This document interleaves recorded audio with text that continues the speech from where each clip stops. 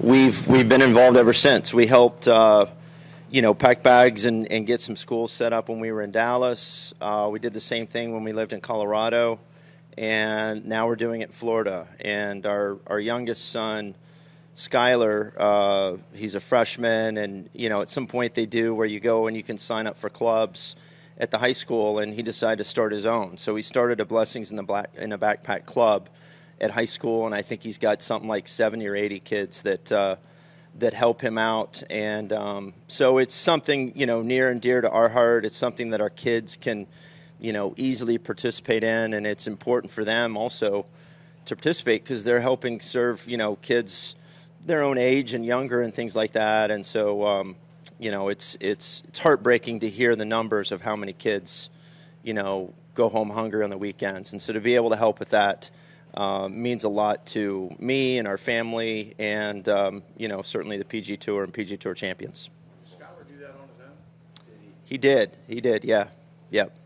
So he formulated the plans and then told you later on, or? Well, that's how I heard about it. I don't know if my wife had anything to do with it, but I think he was certainly driving the bus on it. Okay. Yeah. What does that tell you about your kid, that he recognizes that there's a need here, and I'm sure some of his peers are involved with school and everything, so it's a club, so got some hope for kids these days, don't we? Yeah. I'm proud of him. Proud of him before he did this. I mean, we've done a couple mission trips in Africa and things like that. So, we always wanted to serve and try and let our kids know how important it is to have a servant's heart. And so to see him being proactive about it, as all our kids have been, in whatever stage where they are, it's just great to see it. Yeah. Is that one reason you come to this tournament, because Jim and Tabitha are raising funds for backpack? Well, I come to this tournament because they're raising money for so many different organizations, and I came all those years when it was just a pro-am and the concerts and everything, and because I know obviously they're very close friends of ours, and I also know I see the hard work that they put into to giving back to their community and the surrounding areas, and so just having Blessings here and involved is just a bonus. I know the guys love the golf course here, but there's going to be a change in a couple of years. Do you think that because of what Jim and Tabitha do, and of course the way they run the golf tournament, the way it is run, kind of can translate from one venue to the next, but do you think it won't change how much guys want to come and play here if it goes to a different course? I don't. I think guys will continue to support this event regardless of where we play. I also trust Jim and Tabitha to find a golf course that they can do all the things they want to from a sponsor standpoint, a golf course that we'll enjoy playing, and ultimately it's about supporting them and what they're trying to do. And so to me, and I think to most everybody, this has been a great venue, and I'm sure the next venue will be great as well. What was your role at the President's Cup? What did Jim ask you to do? Did you have certain players that were your responsibility? So I would say my role was just keeping Jim kind of on point, and trying to handle a little bit. He's so detail oriented. He worked so hard. I would imagine his experience in 2018 in Paris may have affected the way he prepared for. Not that he wasn't prepared, but I think he really had a mission on how he wanted things to go during the week, the communication with the players, not giving them any surprises during the week, those kind of things. So really just, he had a vision of how he wanted things to go, and it was our job to try and, if we could relieve him of some things, whether it was like, interviews during the week, those kind of things. And then, going to the players, we all kind of had some relationships with certain players, and there's certain players we felt like needed, something or an assistant that they were very comfortable with. And so we tried to find those connections. Sometimes they were very natural. Other times, like I walked in, I don't really know a lot of the players, their personalities and things like that. I know their games from watching them on TV, but I haven't played with many of them. A lot of those guys weren't on tour yet when I stopped playing. And so, anyways, I have a good relationship with Keegan Bradley. And I thought, what? I told Jim at the beginning of the week, I think, that when he goes out, it'd be pretty natural for me to be with him. And then there were some, the matches he didn't play, I was with different matches. And then, on Sunday, we kind of went through our order of things and tried to find those, again, those same combination of players. We want them to be comfortable. And so if they keep seeing different faces, for some players, that's going to make a difference in how they perform. So we want to try and keep things as consistent as possible. And so the way it worked out, I was able to go out with the first couple of matches. And then, once they were done, then kind of drop back. And just our communication between each other was really good during the week, and the information. And I would say it was probably more work than I thought it would be.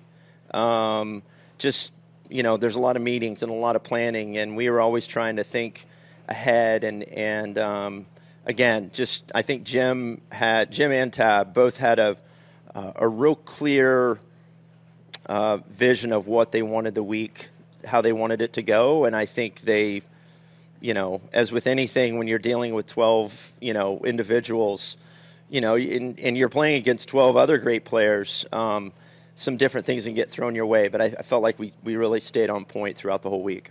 And that's thanks to Jim. Do you want to be a captain, President's Cup, or Ryder Cup? I would love to. I would love to if that's, if it's offered to me, I would gladly accept. I asked Jim this question, and you were in there when it was 5-0. Okay, what was the message to the guys? When it was 5-5, what was the message to the guys going forward? Was that? It doesn't look like anybody got put off in any way by that, because it came out Saturday, played well. So, is it just kind of stay the course in both situations? So I'm curious. You asked Jim already. Yeah. What can I ask? What his answer was? I don't want to I don't want to take away from. His answer was essentially we've got in both situations we still got a lot of golf to play. Yes, that was the overwhelming message of, there's a lot to play. There's a lot of points left. After Thursday, there's still a lot of points left, and after Friday, that message became even more important. And but we didn't blow things up after Friday. It came down to putting, and the internationals made the key putts during the day, and where we couldn't really get any momentum. I mean, the Thursday matches were all very close. That could have easily been 3-2 or 2-3, either way. We just happened to win 18, I think, 3 times, and get the sweep. But the Friday matches, some of them the internationals won pretty easily, and so.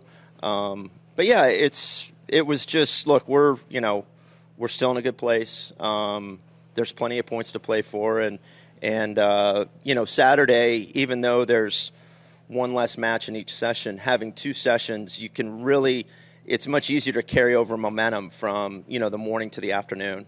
And so we talked a lot about that as well, and just, supporting your teammates. For the players that weren't playing, get ready for the next session that they were going to play, whether that was going to be Saturday afternoon or Sunday. And, just focus on your match and go do what you do. How